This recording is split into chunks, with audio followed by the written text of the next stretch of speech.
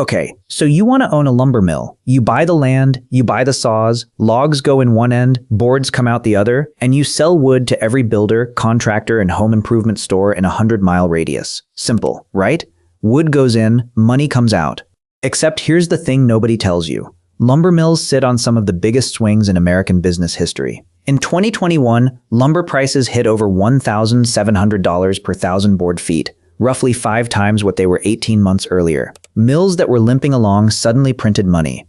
Operators retired early. People who'd never thought about timber were Googling, how do I buy a sawmill? Then by mid-2023, prices had crashed back below $400 per thousand board feet. Same mills, same logs, same saws. Some of those same operators were selling equipment at auction.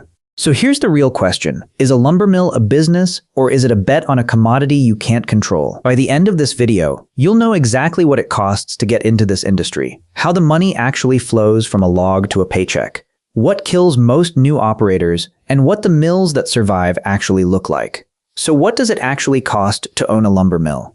There's a spectrum here, and where you land on it changes everything about how this business works. At the small end, a portable bandsaw mill, a Wood Miser LT40 or similar, runs about $20,000 to $40,000 new.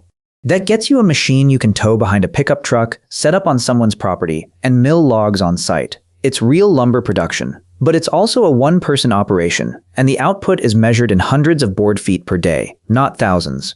A small stationary sawmill, the kind that has a permanent building, a proper log deck, maybe 2 or 3 workers, costs $150,000 to $500,000 to get running. That includes the primary saw, a building, electrical hookups, a concrete floor, and enough log storage to keep production going. You're putting out maybe 10,000 to 30,000 board feet per day on a good run. A mid-size commercial mill, the kind that sells to local lumber yards and regional contractors, sits in the $1 million to $5 million range to build from scratch. And a full-scale industrial sawmill, the kind operated by Weyerhaeuser, Potlatch, or Sierra Pacific Industries, costs $50 million to $200 million or more to build, employs dozens of people, and runs around the clock. Most people getting into this industry for the first time buy an existing small or mid-size mill. Prices range from $300,000 to $3 million depending on equipment condition, log supply contracts, and location. And location is not an afterthought. You need to be within about 60 miles of your timber supply, or your log costs eat your margin before you've sold a single board. Beyond the purchase price, you need working capital. Logs are expensive. A full log yard for a small commercial mill holds $100,000 to $300,000 worth of raw timber just sitting there waiting to be cut. That's cash tied up in wood that isn't earning anything yet. For a new operator with a small balance sheet, that alone can be a deal breaker.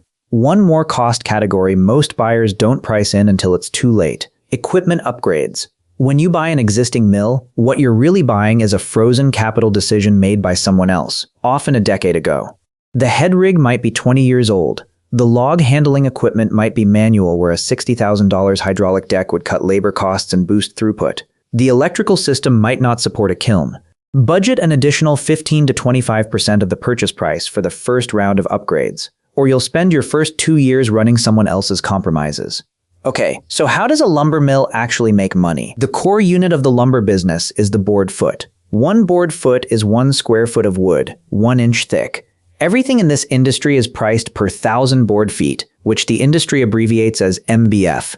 You buy logs by the 1,000 board feet, and you sell lumber by the 1,000 board feet. Your profit is the spread between those two numbers, minus the cost of running your mill. A small commercial mill might buy Douglas fir logs in the Pacific Northwest for $400 to $600 per MBF. After milling, that same wood sells as dimensional lumber for $500 to $900 per MBF depending on grade and market conditions. The gross spread sounds good. But before that spread becomes profit, you subtract milling costs, labor, electricity, saw maintenance, blade sharpening, equipment depreciation, which run $120 to $200 per MBF at a small operation. So in a calm market, you might net $100 to $200 per MBF before overhead. That's the margin you're working with. A mill putting out 15,000 board feet per day is cutting 15 MBF. At $150 net per MBF, that's $2,250 a day before overhead. Run 250 days a year, and you're looking at about $560,000 in gross profit before facility costs, insurance, and debt service. That's the whole business in one line. Buy logs cheap, cut them fast, sell the lumber before the market moves. But that's not the only way money flows through a mill. The smart operators have figured out that the real game is in the pieces most mills throw away. Every log that goes through a sawmill produces waste: sawdust, wood chips, slabs, edgings, and bark. A typical mill loses 40 to 50% of its raw log volume to this kind of byproduct. The mills that lose money treat that 40 to 50% as garbage.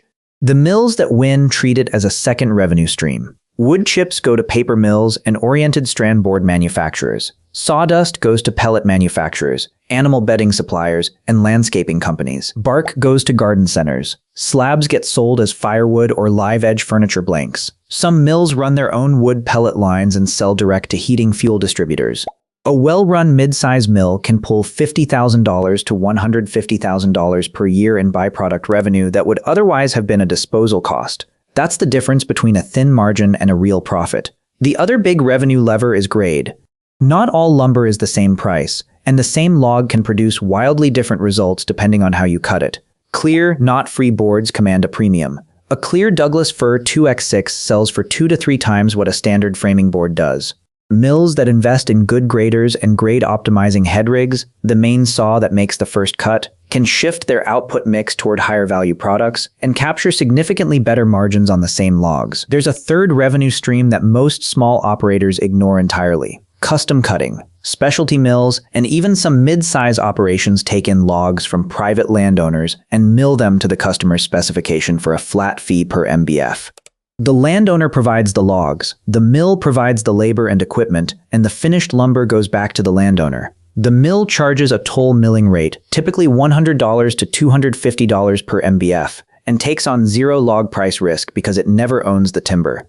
It's lower margin than selling your own lumber outright, but it fills downtime, keeps the line running during slow weeks, builds relationships with private landowners who might sell you logs later, and generates cash with no inventory risk. Small mills in rural areas often run 20 to 30% of their production hours on toll milling. That's hours you would otherwise eat as fixed overhead. Turning idle time into build time changes your break-even math considerably. And what's the stuff nobody warns you about? Start with log procurement. You don't just call a forest and order wood. Timber supply is a relationship business. The big operators have long-term contracts with timber investment management organizations, or TIMOs, and with state and federal timber sale programs. Getting into those programs as a small operator takes years. Until you're in, you're buying on the open market, paying spot prices, competing with bigger mills for the same logs, and sometimes getting outbid on supply entirely. Downtime is the silent killer. A sawmill runs on a chain of mechanical dependencies. The log deck feeds the head rig feeds the edger feeds the trimmer feeds the sorter. If any one of those breaks down, the whole line stops.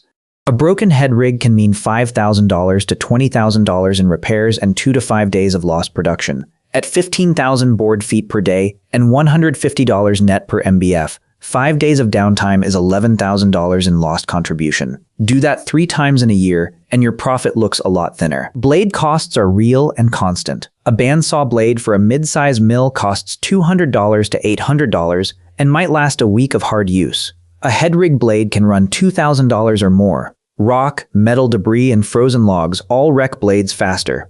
One log with a piece of barbed wire inside it, and you're pulling the line for a blade change mid-shift. Then there's drying. Green lumber, wood that's just been cut, contains 50 to 100% moisture by weight. Most buyers want kiln-dried lumber, which runs 19% moisture content or below for framing, and much lower for finish applications. If you sell green lumber, you sell at a discount and compete on price. If you want to sell kiln-dried, you need a dry kiln, which costs $50,000 to $400,000 depending on size and technology. Most small mills skip the kiln and take the lower price. That's a choice that caps your market and your margins. Environmental permitting is the hidden time cost. Before you expand, add capacity, or change your discharge profile, even the water runoff from a log yard, you may need an environmental permit that takes 6 to 18 months to get. Workers' compensation insurance in the timber industry runs higher than almost any other trade. Sawmill workers have one of the highest injury rates of any manufacturing job in the United States. OSHA takes mill safety seriously. One inspection with a few violations can cost you $15,000 to $60,000 in fines and require costly physical changes to the facility. And then there's the seasonal log supply problem that most buyers don't model out until their first winter. Log harvesting slows down in wet months across the Pacific Northwest and the upper Midwest. Roads into logging areas become impassable. Harvest equipment gets stuck. Log deliveries fall short of what you contracted for. Your mill is still there, your workers still need to be paid, and your log yard is running low. The fix is to build buffer inventory before the slow season, which means parking even more cash in logs during the summer and fall. That's a cash flow cycle most first-time operators don't anticipate. In the Southeast, wet season log shortfalls are less severe, which is one real operational advantage that region holds over the Pacific Northwest for small operators. The growing season is longer, roads are better, and the log supply is more consistent year-round. So who's actually doing this well, and what does their operation look like? Let's start at the top. Weyerhaeuser is the largest private owner of timberlands in the United States, about 11 million acres in the US alone. They don't just mill lumber, they own the trees. They harvest, process, and sell, capturing value at every step of the chain. In 2021, at the height of the lumber boom, Weyerhaeuser reported net earnings of $1.38 billion, a company record. But that's a $25 billion company. What does a real-world independent operator look like? Sierra Pacific Industries is privately owned, based in Northern California, and run by the Emmerson family. They own about 2.4 million acres of timberland across California and Washington. Sierra Pacific operates 14 sawmills and is the largest lumber producer in California. They're also one of the largest biomass energy producers in the state, running power plants fueled by mill residuals, exactly that byproduct strategy taken to industrial scale. Now look at a smaller operator.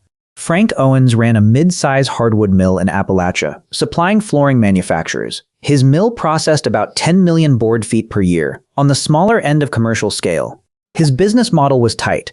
Buy standing timber from private landowners in Kentucky and Tennessee, mill it to dimension, kiln dry it on site, and sell to flooring companies in North Carolina. He kept overhead low by doing his own maintenance, owning his trucks, and building a loyal customer base over 15 years.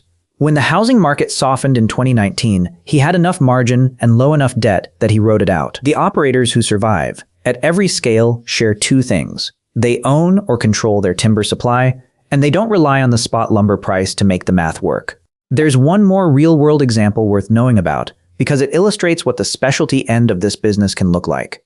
R&R Sawmill in Kansas sells primarily to the agricultural market, barn boards, fence posts, rough-sawn timber for farm structures. Their logs come from local eastern red cedar, a species that most large industrial mills ignore entirely. Industrial mills are set up to run soft woods at high volume. They're not equipped for the knotty, irregular grain of eastern red cedar, and they don't want to be. That gap is where a small regional mill can build a real moat. Cedar is naturally rot-resistant and insect-resistant, which means farmers and ranchers will pay a premium for it over pressure-treated pine. R&R sells direct, keeps the margin, and faces almost no competition from the big players because the big players aren't interested. The lesson: the most durable small mill businesses are often the ones running species or products that industrial mills pass over. Find the gap, fill it, and the price competition disappears. So how do people lose their shirt on this? The failure pattern in this industry isn't complicated. It's the same one over and over. Someone buys a mill at the top of a lumber price cycle, takes on debt to do it, then watches prices fall. Here's a real version of that story. In the mid-2000s, housing construction in the United States was running at about 2 million starts per year. Lumber demand was high, prices were solid, and mills across the South and Pacific Northwest were running at full capacity. Then the housing crisis hit. By 2009, housing starts had fallen to about 554,000 per year, less than a quarter of the peak. Lumber prices collapsed. Dozens of sawmills closed permanently. The American Forest and Paper Association estimated that the U.S. sawmill industry lost more than 200,000 jobs between 2004 and 2009. The mills that closed weren't all badly run. Some were well-managed, profitable operations that simply couldn't survive a 70% drop in demand, with a fixed cost structure and debt payments due. That's the trap. Sawmills are high fixed cost businesses. Your building, your equipment payments, your core crew, those bills show up every month, whether you cut 15,000 board feet or 3,000. When prices are high, fixed costs feel like nothing. When prices crash, fixed costs feel like a ceiling fan you're dangling from. The other failure mode is undercapitalization. Someone buys a mill for $800,000, puts $100,000 down, borrows the rest, and opens with almost no working capital. First equipment failure costs $18,000 and 10 days of downtime. Log prices spike for a quarter. A big customer pays 90 days late. By month 8, the new owner is behind on loan payments and can't make payroll. The business wasn't wrong, the capital structure was. Okay, so what can you actually walk away with? Let's run 2 real scenarios. Scenario 1, the small operator. You buy a used small commercial mill in the Pacific Northwest for $400,000. You put $120,000 down and finance the rest at about $18,000 a year in debt service. You hire 4 workers at an average of $48,000 per year each. You produce 12,000 board feet per day, 240 days a year, for about 2.88 million board feet per year. Call it 2,880 MBF. You buy logs at $500 per MBF and sell lumber at $700 per MBF in a flat market. Gross revenue, about $2.02 million. Log costs, $1.44 million. Milling operating costs, electricity, blades, fuel, maintenance, $180,000. Labor, $192,000. Facility and insurance, $80,000. Debt service, $18,000. Total costs, about $1.91 million. Net profit before owner pay, roughly $110,000. Add byproduct revenue of $40,000 and you're at about $150,000 in the black. That's a decent living if you're paying yourself from that number. It's a thin return if you're passive, and it assumes flat lumber prices, no major downtime, and no bad log seasons. Payback on investment, roughly 7 to 10 years at that level. Now scenario 2, the mid-size operator who runs the full playbook. You buy an established mill in the southeast for $2.5 million. It has a functioning kiln, an existing customer list, and a small timberland holding that supplies about 30% of your log needs. You produce 30,000 board feet per day, 250 operating days per year. That's 7.5 million board feet, 7,500 MBF annually. Logs cost $480 per MBF on average because you're partly supplying yourself.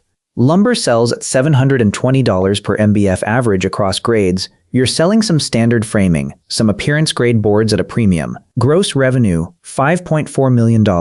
Log costs, $3.6 million. Operating costs, $550,000. Labor for 12 people, $720,000. Facility, permitting, insurance, $200,000. Debt service on the acquisition, $140,000. Total costs, $5.21 million. Net operating profit, $190,000. Add $120,000 in chip, sawdust, and bark revenue.